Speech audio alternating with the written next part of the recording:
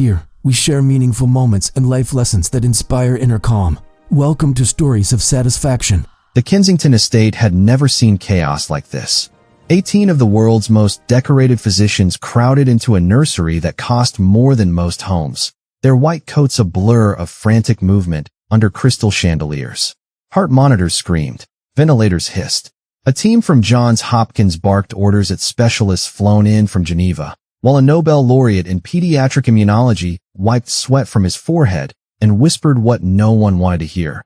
"We're losing him." Baby Julian Kensington, heir to a $40 billion empire, was dying, and $50,000 an hour in medical expertise couldn't tell anyone why. His tiny body had turned the color of twilight. Blue lips, blue fingertips, a strange, mottled rash creeping across his chest like accusation.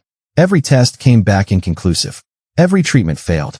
And through the servant's entrance window, pressing his face against glass that had never been cleaned for someone like him, stood Leo, 14 years old, son of the night shift housekeeper, wearing a coat 3 winters too thin and shoes held together with prayer. He'd spent his whole life being invisible on this estate, the boy who walked the edges, who noticed everything because no one ever noticed him. Right now, he was staring at the potted plant on the nursery windowsill, the one that had arrived 3 days ago, the one that had left an oily, yellowish residue on the gardener's gloves that had touched the baby's crib railing during yesterday's cleaning, the one that every genius in that room had walked past 17 times without a second glance. Leo's hands trembled. He knew what it was. His grandmother, who'd healed half of Kingston's poorest neighborhood with nothing but herbs and faith, had taught him to recognize that leaf pattern before he could read. Digitalis, devil's trumpet, angel killer. The doctors were about to cut that baby open looking for answers. The answer was sitting in a ceramic pot, wrapped in a bough. Leo looked at the window, then at the security guard making rounds, then at his mother's face through the kitchen door, the woman who'd warned him 1,000 times. Stay invisible. Stay safe. Don't give them a reason to throw us out. He thought about what would happen if he was wrong. Then he thought about what would happen if he was right, and did nothing. Leo pulled his coat tight, took a breath, and ran. What would you risk to save a life that the world says isn't your business to save? Leo had learned to walk without making a sound by the time he was 6 years old. It wasn't a skill anyone had taught him. It was survival. When you lived in the groundskeeper's cottage at the edge of a billionaire's estate, a cottage so small it could fit inside the Kensington family's walk-in closet, you learned quickly that your existence was tolerated, not welcomed.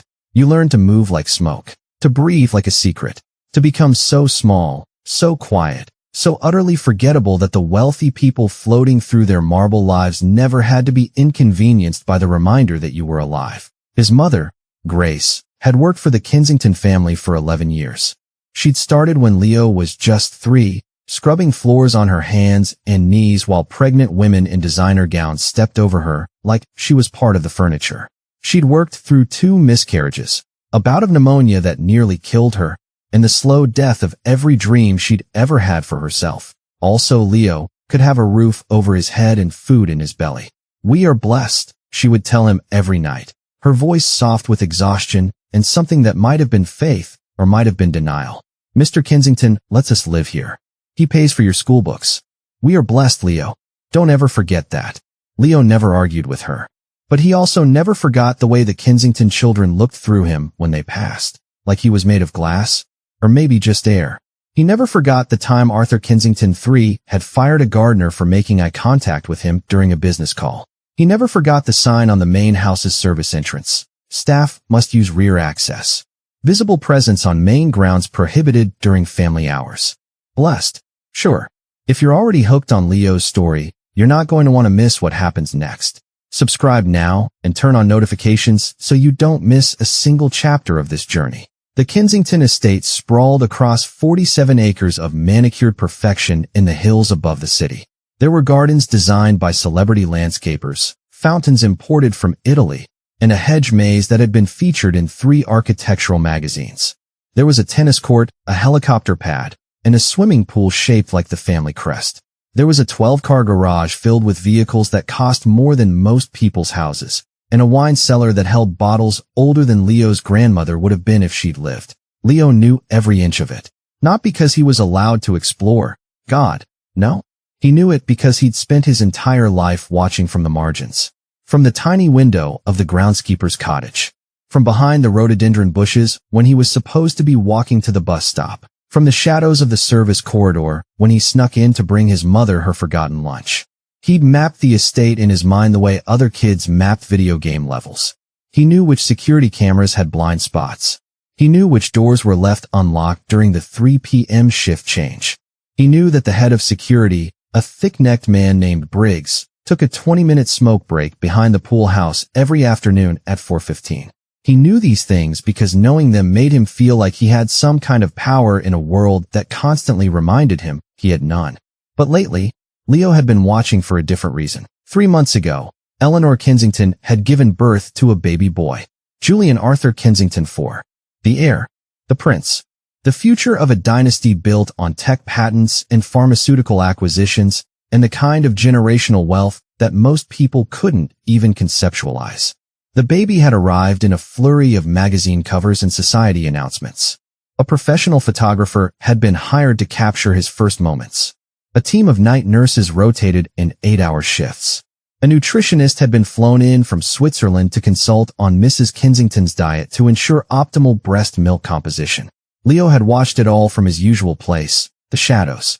And somewhere along the way, something had shifted in his chest. He'd started timing his walks to school, so he'd pass the nursery window at sunrise, when the nurse would hold Julian up to see the morning light. He'd started lingering near the kitchen entrance when he knew the baby would be taken for his afternoon stroll through the gardens. He'd started feeling something he couldn't quite name, a strange, aching tenderness for this tiny person who had everything Leo would never have, but who also seemed so small, so fragile, so utterly unaware of the weight of the crown he'd been born wearing. Maybe it was because Julian was innocent. Maybe it was because Leo remembered what his grandmother used to say. Every child comes into this world pure, baby. What happens after? That's on us. Or maybe it was because Leo understood, in some bone-deep way, that he and Julian were both prisoners of circumstances they hadn't chosen. Julian would spend his life in a golden cage, performing for cameras and shareholders, and a father who saw him as a legacy rather than a person. Leo would spend his life in the margins, invisible and uncounted, his potential measured only by how well he stayed out of the way. 2 boys, 2 prisons, same estate. This story is about to take a turn you won't see coming. Make sure you're subscribed so you can follow Leo's journey to the very end. Hit that subscribe button now, you won't regret it. It was a Tuesday afternoon when Leo first saw the plant. He was walking back from school, taking his usual route along the service road that ran behind the mansion's east wing. The autumn air was sharp with the smell of dying leaves and approaching rain, and Leo had his coat pulled tight against the chill. The same coat he'd been wearing for 3 years now, the one with the fraying sleeves and the broken zipper that his mother kept promising to fix but never had time for. A delivery van was parked near the service entrance. This wasn't unusual. The Kensingtons received packages constantly. Everything from rare wines to custom furniture to organic baby food flown in from organic farms in New Zealand. But something about this delivery made Leo slow his steps. The deliveryman was carrying a plant. It was beautiful, Leo had to admit. About 2 feet tall, with dark green leaves that seemed to shimmer with an almost oily sheen. Pale, bell-shaped flowers hung in delicate clusters, white with purple streaks, like bruises on porcelain. The pot was wrapped in an elaborate gold bough, and a card was tucked among the stems. Old Mr. Harrison, the head gardener, met the deliverman at the door. Leo watched from behind the rhododendrons as Harrison signed for the package, his weathered hands reaching out to steady the pot. And then Leo saw it. When Harrison's fingers brushed against the leaves, they came away glistening with something. A residue. Yellowish and faintly sticky, like tree sap, but wrong somehow. Harrison noticed it too. Leo saw him frown down at his gloves, rubbing his fingers together with a puzzled expression. But then the deliveryman said something, and Harrison laughed, and the moment passed.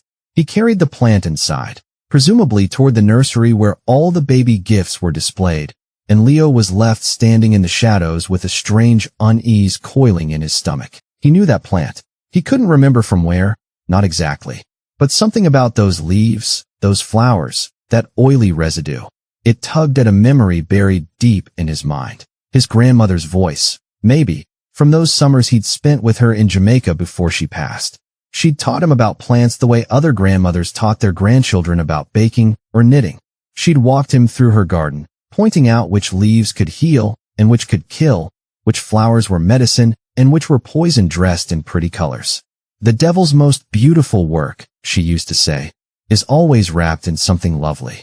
You have to learn to see past the beauty to the danger underneath. Leo stood there for a long moment, that unease growing heavier with every breath. He thought about going to find his mother. He thought about knocking on the service entrance and telling someone, anyone, that something about that plant felt wrong. But who would listen to him? He was nobody. The maid's son. The shadow boy. He didn't even exist in the Kensington's world except as a minor inconvenience to be managed. So Leo did what he always did. He swallowed his instincts, buried his unease, and walked back to the cottage to start his homework. 3 days later, he would realize that decision almost cost a baby his life. What Leo discovers next will change everything, not just for him, but for the entire Kensington family. Don't miss Chapter 2. Subscribe now and be the first to find out what happens when the unthinkable becomes the only option. The sirens came at sunset. Leo was sitting at the wobbly kitchen table, working through a geometry problem he didn't really care about, when he heard them. Distant at first, then growing louder, closer, more urgent. He went to the window and watched as 3 ambulances came screaming up the private drive, followed by a convoy of black SUVs and 2 helicopters that descended onto the lawn like mechanical birds of prey. His mother burst through the cottage door minutes later, her face pale and her hands shaking. "Something's wrong with the baby," she gasped, already reaching for her work uniform. "Something's terribly wrong. They're calling in doctors from everywhere. I have to go help. I have to." She was gone before Leo could say a word. He stood at the window for hours that night, watching the mansion blaze with lights, watching figures in white coats rush back and forth past the nursery window, watching the shadows of chaos dance across the manicured lawns. And deep in his gut, beneath the fear and the confusion and the strange grief he felt for a baby he'd never even held, one thought kept surfacing like a body in dark water. The plant. The plant. The plant. Leo has seen something the doctors haven't. But will anyone listen to a poor boy from the margins? Subscribe now so you don't miss a single word. The Kensington mansion had transformed into a war zone. Leo had never seen anything like it. Through the nursery window, the same window he'd pressed his face against 1,000 times to catch glimpses of baby Julian sleeping peacefully in his hand-carved Italian crib, he could now see nothing but chaos. White coats everywhere. Machines he couldn't name blinking and beeping and screaming in electronic panic. Hands moving with frantic precision, injecting, adjusting, measuring, failing. Always failing. He'd crept closer than he should have. Much closer. The security teams were too distracted by the medical emergency to patrol their usual routes, and Leo had slipped through the hedge maze like a ghost, positioning himself behind the ornamental fountain where he had a clear sight line into the nursery's floor-to-ceiling windows. What he saw made his blood turn to ice. Baby Julian. Tiny, precious Julian, who Leo had watched learn to smile at the morning light, was the color of a bruise. His small body lay in the center of a medical hurricane, surrounded by more equipment than Leo had ever seen in one place. Tubes snaked from his arms. Monitors tracked heartbeats that stuttered and stumbled like a drunk man walking home. And his skin. God. His skin was this terrible grayish blue, mottled with a rash that seemed to spread even as Leo watched. He looked like he was dying. He looked like he was already dead and just hadn't realized it yet. If this story is gripping your heart the way it gripped mine writing it, you need to subscribe right now. What happens next will stay with you forever. Don't miss it. The doctors had started arriving within an hour of the first ambulance. Leo had counted them as they came. Black cars and helicopters depositing an army of medical royalty onto the Kensington lawn. He'd heard his mother whispering their names to another maid in terrified reverence as she rushed past the cottage. Dr. Heinrich Voss from the Geneva Institute of Pediatric Medicine. Dr. Yuki Tanaka, the Tokyo neurologist who'd saved the Japanese Prime Minister's grandson. Dr. Michael Sterling from Johns Hopkins, whose waiting list was 3 years long and whose fee was rumored to be $50,000 just for a consultation. Dr. Amara Okonkwo, the Nigerian-British immunologist who'd been nominated for a Nobel Prize. Dr. Samuel Chun, Dr. Rebecca Morrison, Dr. Alexander Petrov, Dr. Isabella Ruiz. 18 of them. 18 of the greatest medical minds on the planet, each one carrying degrees from institutions Leo could never hope to attend, each one armed with knowledge that had taken decades and millions of dollars to acquire. 18 experts. And not a single answer. Leo could see them through the window, arguing now. Dr. Voss was gesturing emphatically at a chart, while Dr. Sterling shook his head. Dr. Tanaka had stepped back from the group, her arms crossed, her expression troubled. A younger doctor, Leo didn't know his name, was running yet another blood test while a nurse changed yet another bag. They were lost. Leo could see it in their body language, in the way their confident postures had begun to crumble as the hours passed. These titans of medicine, these gods of the healing arts, were standing in a $40 million nursery with every resource on earth at their disposal, and they had no idea why a 3-month-old baby was dying in front of them. Arthur Kensington stood in the corner of the room, and Leo had never seen a man look so broken. The billionaire who commanded boardrooms and crushed competitors and moved through the world like he owned it, which, in many ways, he did, was clutching his wife's hand with white-knuckled desperation. Eleanor Kensington hadn't stopped crying for hours.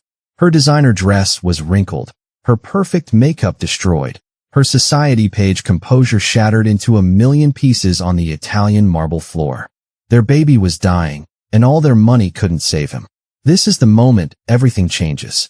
But you'll only see it if you're subscribed. Hit that button now. Leo's about to do something that will shock everyone, including himself. Leo watched the doctors cycle through their theories. Bacterial infection. They pumped Julian full of antibiotics that did nothing. Viral inflammation. They tried antivirals that made no difference. Autoimmune response. They administered immunosuppressants that didn't suppress anything. Genetic disorder. They ran tests that came back inconclusive. Allergic reaction. They shot him with epinephrine that might as well have been water. Each theory emerged with confidence and collapsed in confusion. Each treatment was administered with precision and failed with cruelty. Leo watched it all through the window, his hands pressed against the cold stone of the fountain, his heart hammering against his ribs. Because he knew something they didn't. He knew about the plant. It was still there. He could see it from where he crouched, sitting on the windowsill of the nursery, its pale bell-shaped flowers catching the harsh medical lights, its dark leaves shimmering with that oily sheen. The doctors walked past it constantly. They adjusted their equipment around it. They set their coffee cups and tablets and medical charts down next to it without a second glance. It was invisible to them, part of the background, decoration, just like Leo. He remembered his grandmother's lessons now, the memories surfacing with painful clarity. They'd been sitting on her porch in Kingston, the summer he was 9, and she'd been showing him pictures in an old book with a cracked leather spine. This one here, she'd said, pointing to an illustration of bell-shaped flowers that looked almost exactly like the ones in the nursery. We call it devil's trumpet. The fancy doctors call it digitalis. Beautiful, yes? But the oils on those leaves, just touching them can slow a man's heart right down. And if you're small, if you're a baby, she'd shaken her head slowly. Even breathing the air around it too long can poison the blood. Leo's grandmother had known things that no medical school taught. She'd learned her healing arts from her mother, who'd learned them from her mother, who'd learned them from ancestors who'd had nothing but the plants around them and the wisdom passed down through generations of survival. She'd delivered babies in homes with no electricity. She'd cured fevers with bark and leaves when there was no money for doctors. She'd saved lives with knowledge that the fancy physicians would have dismissed as superstition. And she'd taught Leo. Not everything. She died before she could finish, taken by a stroke when he was 11, leaving him with fragments of her wisdom rattling around in his head like seeds in a dried gourd. But she'd taught him enough. Enough to recognize the shape of those leaves. Enough to remember the warning about the oily residue. Enough to understand, with growing horror, what he was watching happen to baby Julian. The doctors were looking for something inside the baby. They were scanning his blood for invaders, probing his organs for defects, searching his DNA for errors. They were looking in the wrong place. The enemy wasn't inside Julian. It was sitting 3 feet away from his crib, wrapped in a gold bow, pretty as a picture and deadly as a viper.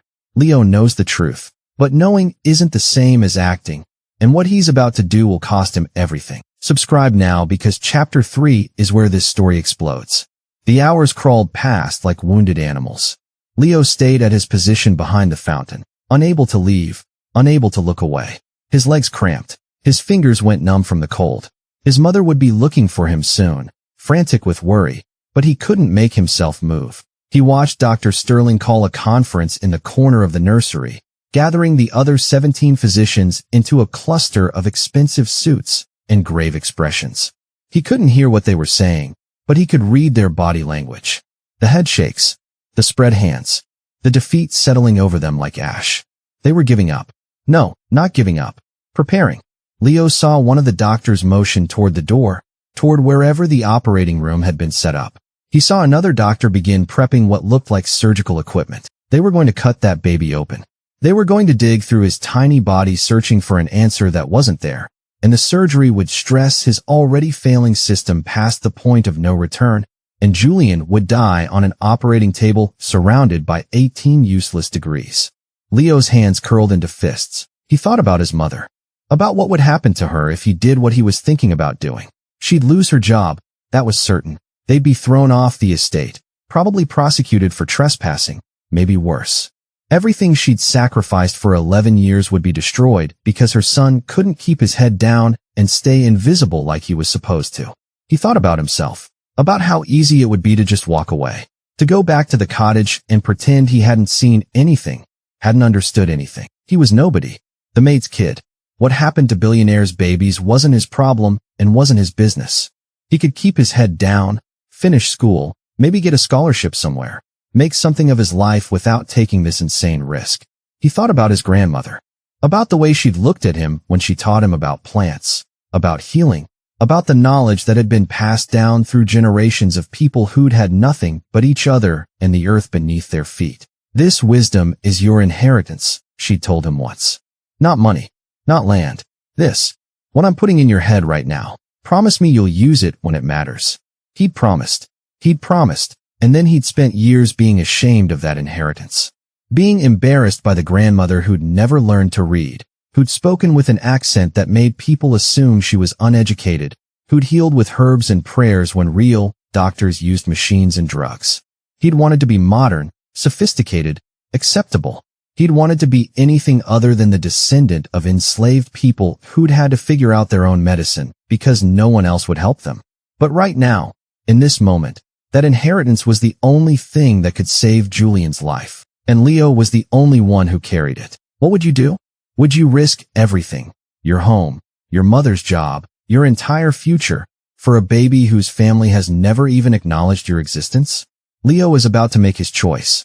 Make sure you're subscribed to see what happens next. Leo looked at the nursery window one more time. Julian's monitors were flatlining. The doctors were rushing now, shouting orders, preparing for emergency surgery that Leo knew in his bones would kill the baby faster than the poison already in his system. He thought about what his grandmother would do. And then Leo stood up from behind the fountain, stepped out of the shadows that had hidden him his entire life, and started running toward the mansion. He had no plan, no strategy, no idea how he was going to get past security, past the doctors, past Arthur Kensington himself. He only knew that he had to try, that if he walked away now and that baby died, he would carry the weight of it forever. That some things mattered more than staying safe, more than staying invisible, more than protecting a life that wasn't really living anyway. His feet pounded against the manicured grass. The cold air burned his lungs. Somewhere behind him, a security guard shouted in surprise. Leo didn't stop. He was done being a shadow. Leo is running toward the impossible, toward armed guards and angry doctors, and a billionaire who could destroy his life with a single phone call. What happens next will either make him a hero or a criminal, possibly both. Subscribe now so you don't miss the moment everything changes. Leo hit the service entrance at full speed. The door was unlocked. Thank God for small mercies and distracted staff. And he burst through it into the chaos of the kitchen. Caterers who'd been hired for a dinner party that would never happen stood frozen at their stations, their faces pale with the reflected anxiety of the medical crisis happening upstairs. A sous chef dropped a copper pot with a clang that echoed through the marble halls. Someone screamed. Leo didn't stop. He knew this house. He'd memorized every corridor, every shortcut, every back stairway that the family never used but the staff traveled daily. His feet carried him through the kitchen, past the pantry, toward the narrow servant staircase that wound up to the second floor like a secret spine hidden inside the mansion's gilded body. Hey, stop right there. Briggs, the head of security. Leo heard the man's heavy footsteps thundering behind him, heard the crackle of a radio as Briggs called for backup.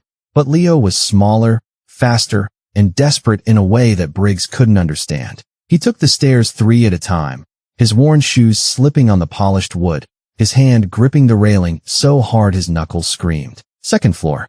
East wing. The nursery was at the end of the hall, past the family portraits and the antique vases and the silk wallpaper that cost more per square foot than his mother made in a month. 2 more guards appeared at the top of the stairs. Leo's heart seized.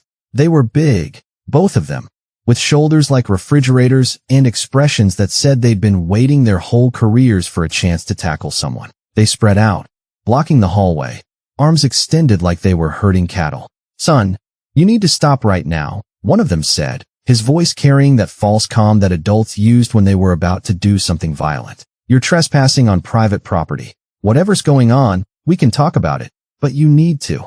Leo feinted left. The guard bit. He lunged in that direction, his massive body committed to the movement, and Leo spun right, ducking under the second guard's grasping arms with a move he'd learned dodging bullies in the school hallway. He felt fingers brush his coat, that old, worn coat with the broken zipper, and then he was past them, sprinting down the corridor toward the nursery door. Leo is fighting for his life and Julian's. But the hardest part hasn't even started yet. If you're not subscribed, you're about to miss the most intense moment of this entire story. Subscribe now. The nursery door was closed. Leo could hear voices on the other side, urgent, overlapping, medical jargon he didn't understand mixed with the steady electronic wail of machines losing their battle. He didn't knock. He didn't hesitate. He grabbed the handle and threw the door open with enough force to send it crashing against the wall. 18 heads turned toward him. 18 faces registered shock, then confusion, then outrage. The room smelled like antiseptic and fear and something else, something sweet and faintly rotten that Leo recognized immediately. The plant. Its poison was in the air itself, had been slowly saturating the nursery for days. What the hell? Security. Security. Who is this kid? Get him out of here. The voices crashed over him like waves, but Leo's eyes were fixed on one thing only. The crib in the center of the room, surrounded by machines and monitors, and men in white coats who'd already started to turn back to their work, dismissing him as a minor disruption to be handled by others. Julian lay in that crib. His tiny chest was barely moving. His skin had gone from blue to gray, like a winter sky right before a storm. The rash had spread across his entire torso now, an angry constellation of raised welts that the doctors had biopsied and tested and analyzed without understanding. He was dying. Minutes now. Maybe less. Arthur Kensington stepped forward, his face a mask of grief and rage and desperate confusion. "Who are you? How did you get in here?" "Guards, get this. This boy out of my son's room immediately." The guards were already on Leo. He felt hands grip his shoulders, felt himself being lifted off his feet, felt the world tilting as they started to drag him backward toward the door. "The plant," Leo screamed, fighting against the grip with everything he had. "It's the plant. The one on the windowsill. It's digitalis. It's poison." The guards didn't stop. Of course they didn't stop. He was just a kid, a poor kid, a black kid in a dirty coat, screaming nonsense in a room full of the greatest medical minds in the world. Why would anyone listen to him? "Please." Leo's voice cracked, broke, reformed into something raw and pleading. "My grandmother. She taught me about plants. That one is devil's trumpet. It's toxic. The oils get on everything they touch, and the baby's been breathing it for days. You have to get it out of here. You have to. Remove him," Arthur Kensington said coldly. Now, this is the moment that separates the ordinary from the extraordinary. What Leo does next will haunt you. Subscribe now. You need to see this through. Something inside Leo snapped. Not broke, snapped. Like a rubber band stretched too far, like a bone pushed past its limit. He'd spent his entire life being invisible, being quiet, being good. He'd swallowed his voice 1,000 times, bitten back his opinions, made himself small so that the wealthy and the powerful wouldn't be troubled by his existence. And where had it gotten him? Here, being dragged out of a room by guards while a baby died because no one would listen to the maid's son. Leo went limp in the guard's arms. A trick he'd learned from watching nature documentaries. How prey animals sometimes played dead to confuse predators. The guard's grip loosened just slightly, their bodies adjusting to what they thought was surrender. Then Leo twisted. He dropped his weight suddenly, slipping downward through their grasp like water through fingers. His elbow caught one guard in the stomach, not hard enough to really hurt, but hard enough to surprise. He scrambled forward on hands and knees, moving faster than they could react, weaving between the legs of startled doctors. Someone grabbed his ankle. He kicked free. Someone else blocked his path. He rolled sideways. The room had erupted into chaos, doctors shouting, guards cursing, equipment crashing as people stumbled into machines. But Leo had eyes only for the crib, for the tiny gray figure lying still as death inside it. He reached the crib. His hands closed around Julian's small body, so light, so terribly light, like holding a bundle of dry leaves, and he lifted the baby against his chest. Julian's head lolled against Leo's shoulder. His breathing was so shallow Leo could barely feel it. Put him down. Arthur Kensington's voice had gone beyond rage into something primal, something animal. Put my son down right now, or I swear to God. But Leo was already moving. Not toward the door. The guards had that blocked. Toward the bathroom. The attached bathroom that he knew existed because he'd seen the blueprints once, left carelessly on the kitchen counter by an architect making renovations. He made it through the door and slammed it behind him, fumbling with the lock as bodies crashed against the wood. The door shuddered, but held. It wouldn't hold for long. These weren't interior doors designed for privacy. They were designer doors designed to look pretty, and the guards would break through in seconds. Leo looked around the bathroom wildly. Marble counters, gold fixtures, a cabinet full of designer baby products that cost more than his textbooks. And there, on the counter, a small jar of activated charcoal powder. The kind wealthy parents bought for natural baby care, for face masks and teeth whitening and detox treatments they read about in magazines. His grandmother's voice echoed in his memory. Charcoal pulls poison from the body, baby. The old folks used to burn wood and grind it up for exactly this. It binds to the toxins, carries them out. The door shuttered again. Wood splintered. Leo moved on instinct now, operating on knowledge that lived in his bones rather than his brain. He grabbed the charcoal powder with one hand while cradling Julian with the other. He turned on the faucet, cold water, because he didn't have time to wait for warm, and wet his fingers. Julian's eyes fluttered open. They were glassy, unfocused, but alive. Still alive. I'm sorry, Leo whispered. I'm so sorry. This is going to feel weird, but I promise I'm trying to help you. I promise. He mixed the charcoal with water in his palm, creating a thin black paste. He tilted Julian's head back gently, carefully, the way he'd seen his grandmother do with sick children in Kingston when she'd administered her remedies. The door exploded inward. This is it. The moment of truth. Everything Leo has risked, his home, his mother's job, his freedom, comes down to the next few seconds. If you're not subscribed, you're going to miss the resolution of this incredible story. Subscribe now. Leo got the charcoal mixture into Julian's mouth just as the guards reached him. Hands grabbed him from every direction. Rough, angry hands that didn't care about being gentle. He felt his arm twist painfully behind his back. Felt his knees hit the marble floor. Felt the baby being torn from his grasp. No, Leo screamed. Don't wipe his mouth. Don't make him throw up. The charcoal needs time to work. Please, please, just give it 5 minutes. But no one was listening. Arthur Kensington was cradling his son now, his face twisted with fury and terror. The doctors were swarming, checking Julian's vitals, examining the black residue around his tiny mouth. Eleanor Kensington had collapsed against the doorframe, sobbing so hard her whole body shook. What did you give him? Dr. Sterling demanded, grabbing Leo by the collar. What did you put in that baby's mouth? Activated charcoal, Leo gasped. The guard's knee was on his back now, pressing him into the cold marble floor. Just charcoal. It's not dangerous. It absorbs toxins. My grandmother used to. Your grandmother? Dr. Sterling's voice dripped with contempt. You assaulted a critically ill infant based on your grandmother's advice. The plant, Leo said desperately. Please, just test the plant.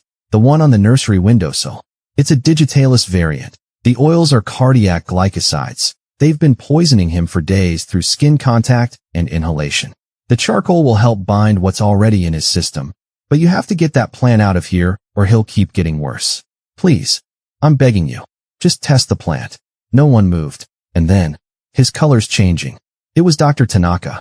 She was standing closest to Arthur Kensington, closest to Julian, and her voice carried that particular quality of scientific observation that cut through the chaos like a knife. What? Arthur Kensington looked down at his son. His color, Dr. Tanaka repeated slowly. He's pinking up. His oxygen levels are rising. Silence fell over the bathroom like a held breath. Leo couldn't see Julian from his position on the floor, but he could see the faces of the doctors.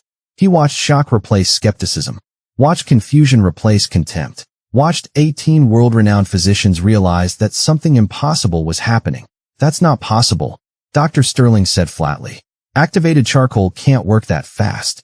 There's no mechanism by which. His heart rhythm is stabilizing. Dr. Tanaka had pulled out a portable monitor, was pressing it to Julian's tiny chest. Sinus rhythm normalizing. Blood pressure coming up. The rash, Eleanor Kensington whispered. Oh my God, look at the rash. Leo couldn't see, but he heard the gasps that told him everything. The angry welts were fading. The poison that had been strangling Julian's system was being bound, neutralized, pulled away by the simple black powder that Leo's grandmother had kept in her kitchen cabinet next to the flour and the sugar. Get off him, Arthur Kensington said quietly. The guard's knee pressed harder into Leo's back. Sir, I said get off him. Arthur Kensington's voice was different now. The rage was gone, replaced by something Leo couldn't identify. Get off that boy right now. The pressure on Leo's spine released. He stayed where he was for a moment, afraid to move, afraid to hope. Then slowly, painfully, he pushed himself up to his knees. Arthur Kensington was staring at him. Julian was staring at him too. The baby's eyes clear now, focused, tracking Leo's face with something that might have been recognition. The plant, Leo said one more time, his voice barely above a whisper. Please, just test the plant. Dr. Sterling walked out of the bathroom. 2 minutes later, Leo heard him shout from the nursery. Get a contamination team in here now. Everyone who touched that plant needs to scrub their hands. And someone call the poison center. I need everything they have on digitalis lonatotoxicity. Leo closed his eyes. It was over. One way or another, it was over. Julian was going to live. And Leo had no idea what was going to happen to him next. Leo saved the baby. But now comes the aftermath, and the questions that could destroy everything. Who sent that plant? And what will Arthur Kensington do with the boy who broke into his home, assaulted his staff, and forced medicine down his infant son's throat? Subscribe now so you don't miss a single word. The next 6 hours passed in a blur of fluorescent lights and hushed voices. Leo sat in a chair outside the nursery. Not the servants' quarters, not the security office, not a police interrogation room. A chair. Right there in the hallway, where anyone walking past could see him. Where Arthur Kensington had personally told him to wait. No one had put him in handcuffs. No one had called the police. No one had dragged him off the property or threatened to press charges or done any of the things Leo had been certain would happen the moment he'd crashed through that service entrance door. Instead, they'd brought him water. A sandwich. A blanket when one of the nurses noticed he was shivering. He didn't understand any of it. Through the nursery doorway, he could see Julian sleeping peacefully in his crib. The baby's color had returned to normal, warm brown skin instead of that terrible deathly gray. His monitors beeped steadily now, tracking vital signs that climbed stronger with every passing hour. The army of doctors had thinned to just 3, running final tests, conferring in low voices, occasionally glancing toward the hallway where Leo sat wrapped in a blanket that probably cost more than his entire wardrobe. Dr. Tanaka had been the first to apologize. She'd come out of the nursery around midnight, her face drawn with exhaustion and something that looked like shame. She'd stood in front of Leo's chair, looked at him for a long moment, and then bowed her head. I was wrong, she said simply. We were all wrong. You saw what we couldn't see, and you saved that child's life. I'm sorry we didn't listen. Leo hadn't known what to say. He'd mumbled something. Thank you. Maybe. Or it's okay. And Dr. Tanaka had nodded once and walked away. This story started with a boy in the shadows. Now the whole world is about to see him. If you've made it this far, you need to see it through to the end. Subscribe now. The best part is still coming. The investigation began before dawn. Arthur Kensington had called in a private security firm, not the guards who patrolled his estate, but a team of former FBI agents and forensic specialists who arrived in unmarked vehicles and set up a command center in the mansion's east wing. Leo watched them work through the windows, unpacking equipment, photographing the nursery, carefully removing the plant in a sealed container. Around 6 a.m., a detective approached Leo's chair. "Mr. Kensington wants to speak with you," she said. Her voice was neutral, professional. "Are you up for that?" Leo's stomach tightened. This was it. The moment when the gratitude would end and the reality would begin. The moment when Arthur Kensington would remember that Leo was still a trespasser, still a nobody, still the maid's son who'd broken into his home and put his hands on his infant child without permission. "Yes, ma'am," Leo said, because what else could he say? She led him down the corridor, past the family portraits and the antique vases he'd sprinted past hours earlier, past the servants' staircase where he'd dodged the guards, past 100 small reminders of the invisible barriers he'd spent his whole life never crossing.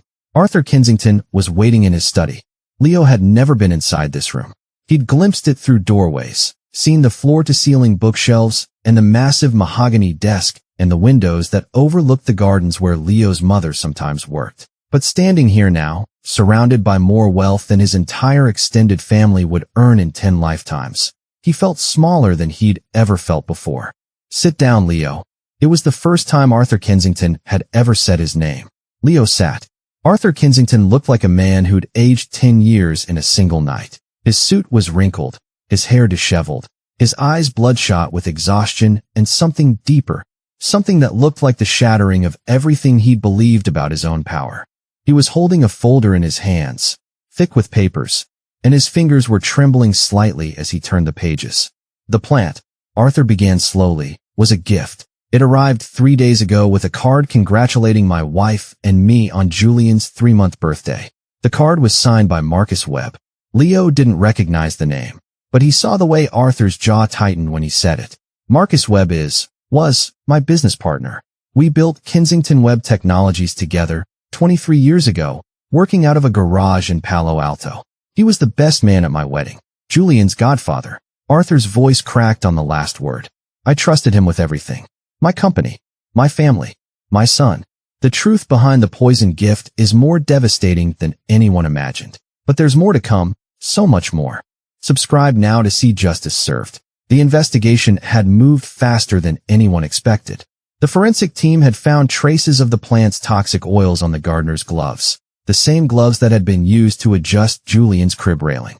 They'd found residue on the nursery windowsill, on the curtains, on the mobile that hung above the baby's bed. The plant had been shedding its poison steadily for 3 days, saturating the room with invisible death. But that wasn't all they'd found. The delivery company that had brought the plant kept meticulous records.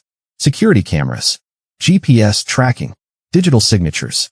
Within hours, the investigators had traced the package back to its source, not a legitimate nursery or greenhouse, but a private laboratory that specialized in rare botanical specimens. The laboratory was owned by a shell company. The shell company was funded by accounts in the Cayman Islands. The accounts had been opened by Marcus Webb. "He wanted my son dead," Arthur said, and his voice was barely human anymore. It was the sound of something breaking apart from the inside. "He wanted to destroy me, and he chose the most precious thing in my life to do it. Because I beat him. Because the board chose me over him. Because I got the CEO position and he got pushed out with nothing but stock options and a pat on the back." Leo sat very still. He didn't know what to say. He didn't know if he was supposed to say anything. "Do you know what the worst part is?" Arthur continued. "The doctors would never have figured it out. Never. They were so focused on their blood tests and their imaging scans and their genetic analyses, so certain that the answer had to be something complex, something that matched their training, that they never once looked around the room. Never once asked what had changed in Julian's environment. Never once considered that the simplest explanation might be the right one." He looked at Leo with something that might have been wonder. "But you did."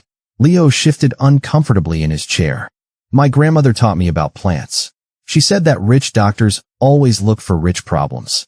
Sometimes the answer is just sitting there, in front of everyone. Your grandmother sounds like a wise woman. She was." Leo's throat tightened. "She died when I was 11. She was going to teach me more, but she ran out of time." Arthur nodded slowly.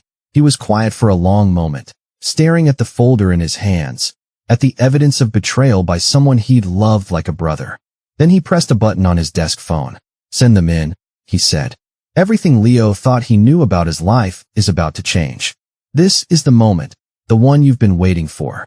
Subscribe now so you don't miss a single word of what happens next.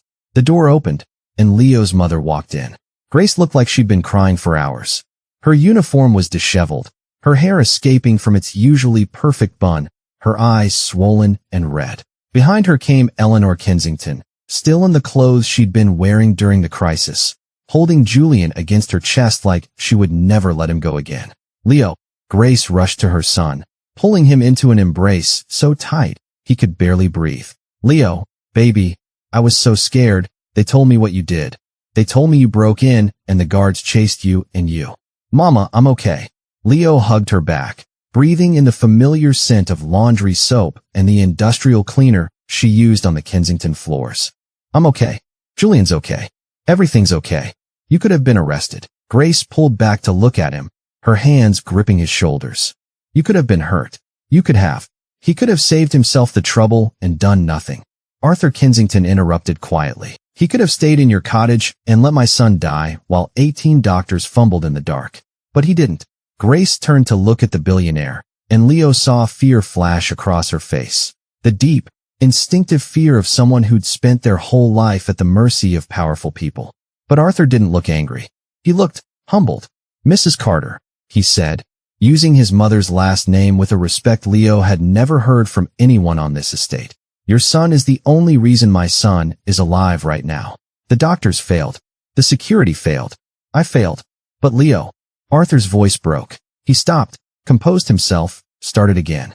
Leo ran into a building full of people who saw him as a threat. He fought through guards who could have seriously hurt him. He grabbed a critically ill baby and administered a treatment that went against everything the medical experts were saying. He did all of that knowing that if he was wrong, it would ruin both your lives.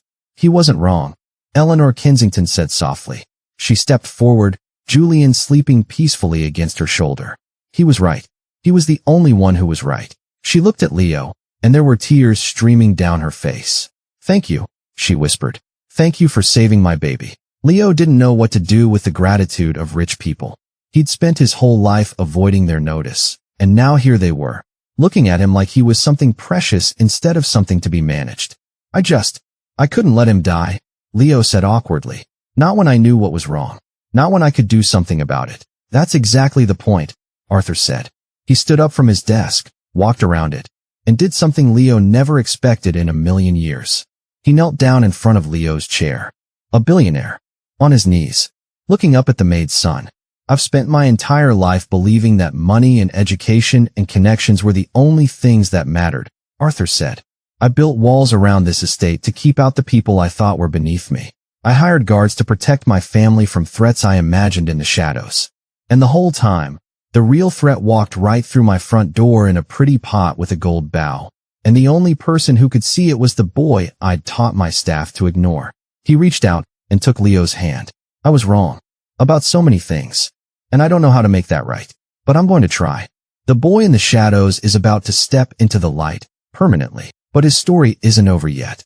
Subscribe now to see how Leo's act of courage changes everything, forever. Marcus Webb was arrested the next morning.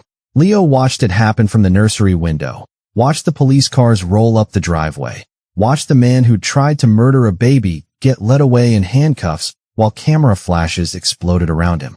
The story had leaked somehow, and news vans were lined up along the estate's perimeter, reporters shouting questions that no one answered. But the arrest was only the beginning. Arthur Kensington didn't just want justice. He wanted demolition. Within a week, he'd mobilized an army of lawyers to dismantle everything Marcus Webb had built. The shell companies, the offshore accounts, the stock options and board positions, and country club memberships.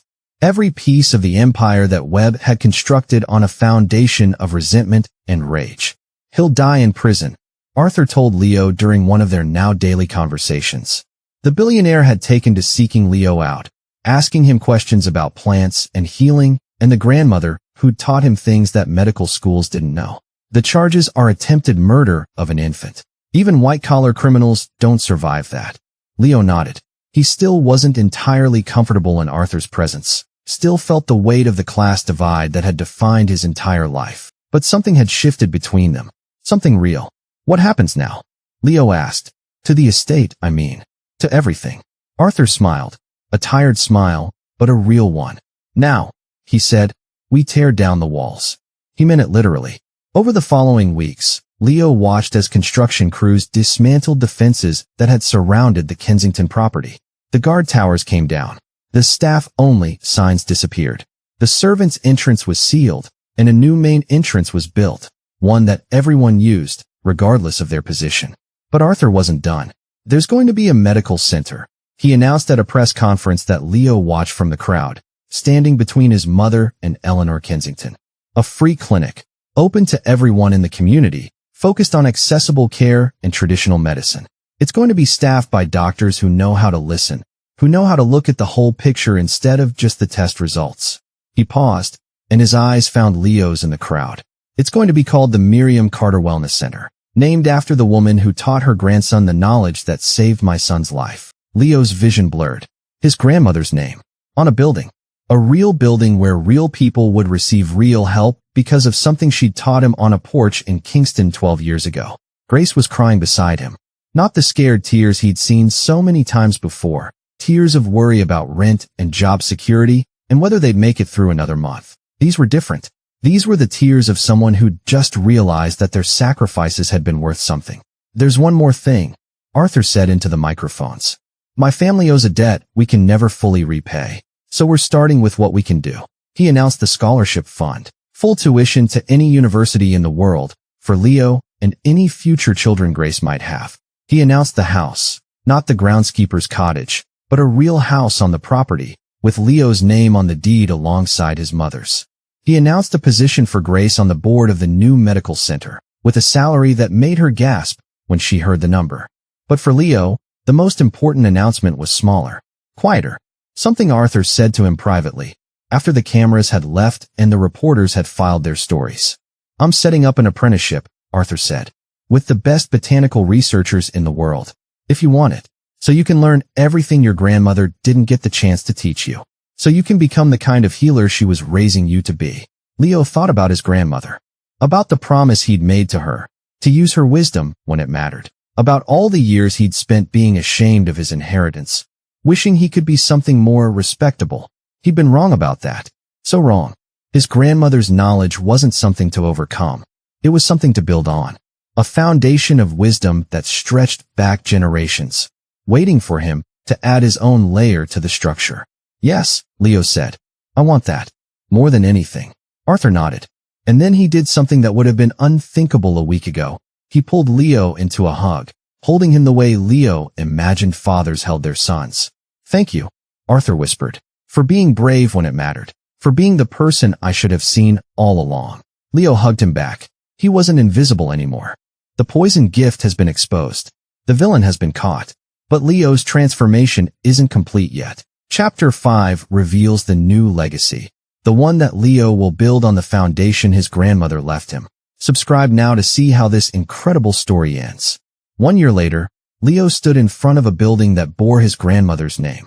The Miriam Carter Wellness Center gleamed in the afternoon sun, its glass walls reflecting the gardens that surrounded it, gardens that Leo himself had helped design, filling them with the medicinal plants his grandmother had taught him to recognize.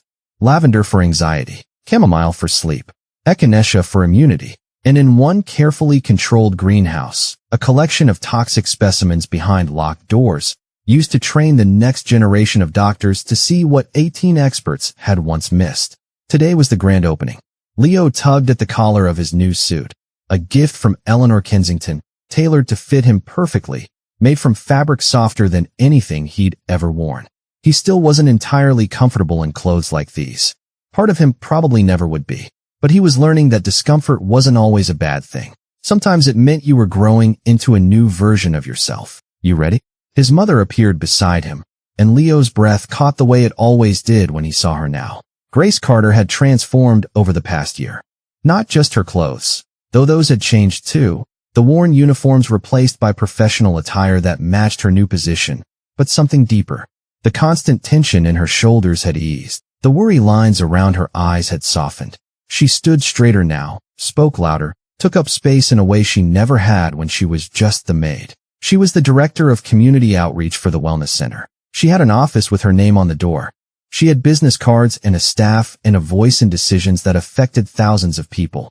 I don't know, Leo admitted. There's a lot of people out there. Grace smiled and squeezed his hand. There's a lot of people out there because of you, baby. They came to see the boy who saved a billionaire's son with kitchen charcoal and his grandmother's wisdom. I had help. You had knowledge. You had courage. You had everything your grandmother gave you. Grace's eyes glistened. She'd be so proud of you, Leo. So proud.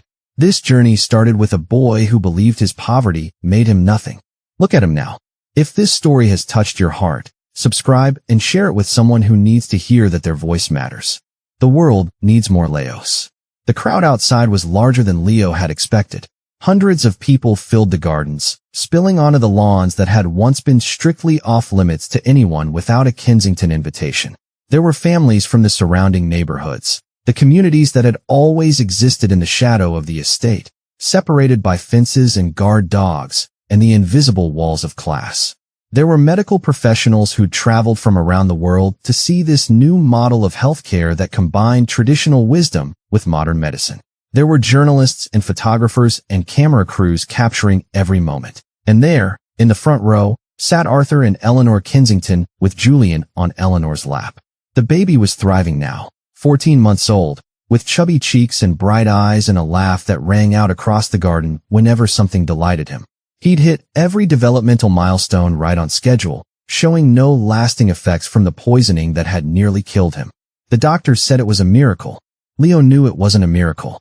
It was activated charcoal and quick thinking and a grandmother who'd understood that healing was about paying attention to the whole picture, not just the parts you could measure with machines. Arthur stood as Leo approached the podium, leading the crowd in applause that washed over Leo like warm water. A year ago, this man had been a distant figure glimpsed through windows, powerful, untouchable, belonging to a world Leo could never enter. Now he was something else.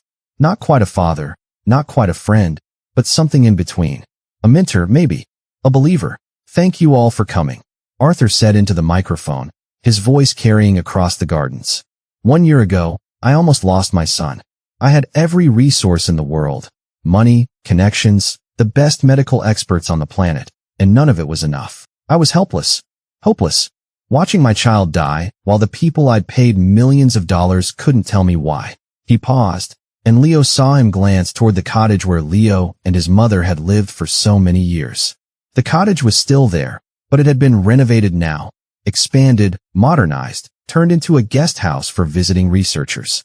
The Carters had moved into a real home on the property, with bedrooms for each of them and a garden where Grace grew vegetables and a front door that faced the main drive instead of the service entrance.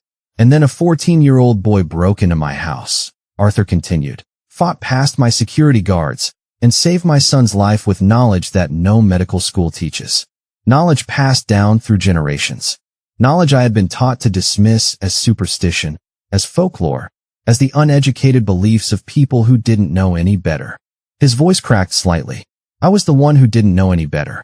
I was the one who'd built walls so high I couldn't see the wisdom standing right outside them. Leo Carter taught me that expertise comes in many forms, and that sometimes the people we overlook are the ones who see most clearly. Arthur Kensington built an empire, but it took a poor black boy to show him what really matters. If you believe that everyone's voice deserves to be heard, subscribe now and share this story. Let's make sure it reaches everyone who needs it. Leo took the podium with trembling hands. He'd written a speech, practiced it dozens of times in front of his mirror, in front of his mother, in front of Julian's crib while the baby giggled at his nervous pacing. But standing here now, looking out at the sea of faces waiting to hear what he had to say, the words on his note cards felt wrong. Too polished, too perfect, too much like someone he wasn't. So he set the cards aside and spoke from his heart. My grandmother's name was Miriam Carter, Leo began. She was born in Kingston, Jamaica, in a house with no running water and a dirt floor. She never learned to read. She never went to school past the 4th grade. By every measure the world uses to decide who matters, she was nobody. He looked at the building behind him, at her name etched in stone above the entrance. But she saved more lives than most doctors ever will. She delivered babies for mothers who couldn't afford hospitals. She treated fevers with herbs when there was no money for medicine. She sat with dying people and held their hands and gave them dignity when they had nothing else. She knew things about plants, about the body, about healing, that she learned from her mother, who learned from her mother, who learned from generations of people who had to figure out how to survive when no one else would help them. Leo's voice steadied as he spoke.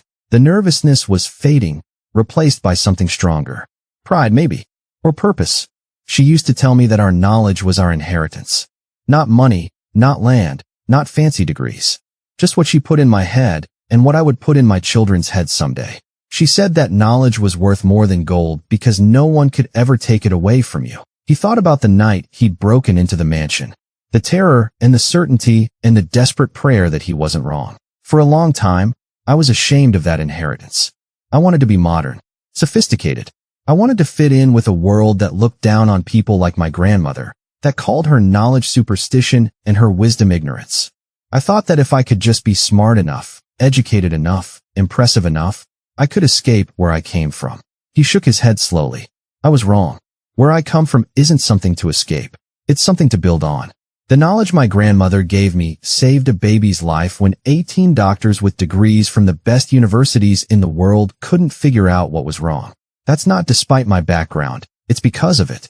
Because my grandmother taught me to look at the whole picture. To pay attention to the environment, not just the symptoms. To trust what I could see with my own eyes, even when experts were telling me I was wrong. Leo's grandmother never got to see this moment, but her legacy will live forever. If you believe that wisdom comes from more places than textbooks, subscribe and share this story. Help us spread the message that everyone has something valuable to offer. Leo looked out at the crowd and saw faces that mirrored his own journey. There were kids from the neighborhood, black and brown kids in secondhand clothes. Kids who walked to school past mansions they'd never enter. Kids who'd been taught by 1,000 small moments that they were less than, not enough, invisible. They were looking at him now with something in their eyes that made his chest tight. Hope, maybe. Or recognition. He spoke directly to them. I know what it's like to feel invisible. To walk through the world like you're made of glass. Like the people with money and power could look right through you without ever seeing who you really are. I know what it's like to believe that your poverty makes you nothing. That your circumstances define your worth. That the only way to matter is to become someone completely different from who you were born to be. Leo's voice grew stronger. But I'm standing here today to tell you that's a lie. The things that make you different, your background, your culture, your family's knowledge, the lessons your grandmothers taught you, those aren't weaknesses to overcome. They're strengths to build on. They're perspectives that the world needs. Insights that no amount of money can buy.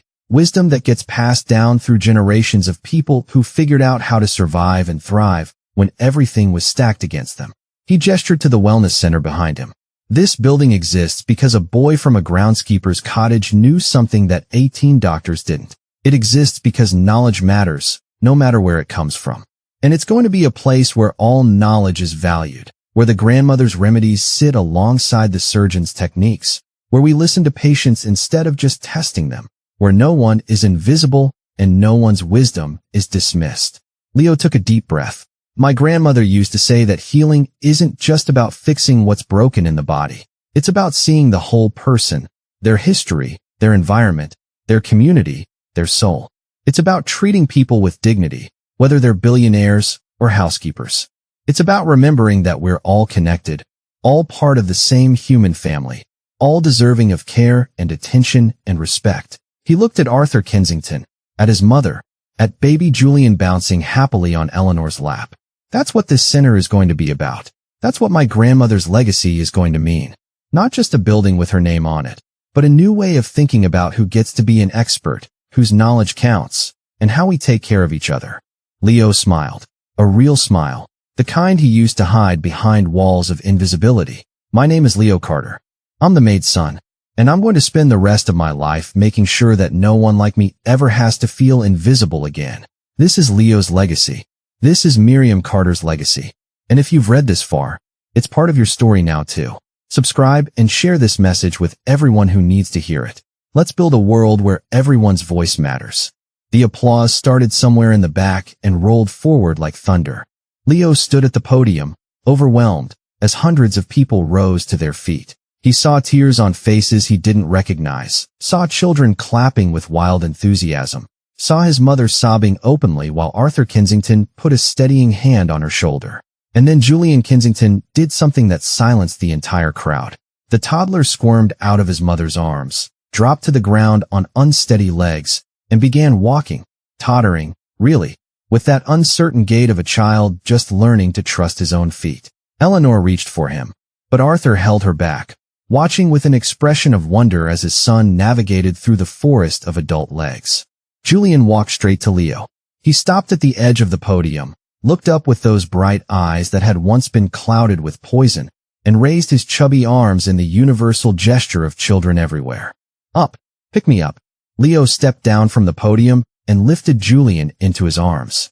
The baby immediately snuggled against his chest, one small hand fisting in Leo's new suit jacket, utterly content. Lily, Julian said clearly, his first real word besides mama and dada. Lily. The crowd lost its mind. Leo held the baby close, feeling Julian's heartbeat against his own, strong and steady and alive. This child who had almost died in his arms was now saying his name, reaching for him, trusting him completely. This was what mattered. Not the fancy building or the scholarship or the house with his name on the deed. This, a life saved, a connection made, a bridge built between two worlds that had never been meant to touch. Leo looked at the wellness center with his grandmother's name on it. He looked at his mother, standing tall and proud for the first time in his memory. He looked at Arthur Kensington, the billionaire who'd learned to kneel. He looked at the crowd full of people who'd come to see a new kind of legacy begin. And he thought about his grandmother, somewhere beyond the veil, watching her grandson stand in the light at last. Thank you, Grandma, he thought. I kept my promise. I used what you taught me when it mattered. And I'm going to keep using it, every day, for the rest of my life. Julian gurgled happily and patted Leo's face with a sticky hand. Leo laughed, a real laugh, free and joyful and completely unguarded. He wasn't the boy in the shadows anymore. He was Leo Carter, healer, teacher, bridge builder, his grandmother's grandson. And his story was just beginning. The end. Thank you for following Leo's incredible journey from the shadows to the light. If this story moved you, inspired you, or made you think differently about whose voices deserve to be heard, please subscribe to this channel and share this video with someone who needs to hear this message today. Remember, you are not invisible. Your background is not a limitation, it's a foundation. And the knowledge you carry, the wisdom your family gave you, the perspective that comes from your unique experience, the world needs all of it. Until next time, stay blessed, stay bold, and never stop believing that one person can change everything. Subscribe now and turn on notifications so you never miss another story like this one. And leave a comment telling us, what wisdom did your grandmother teach you that the world needs to hear?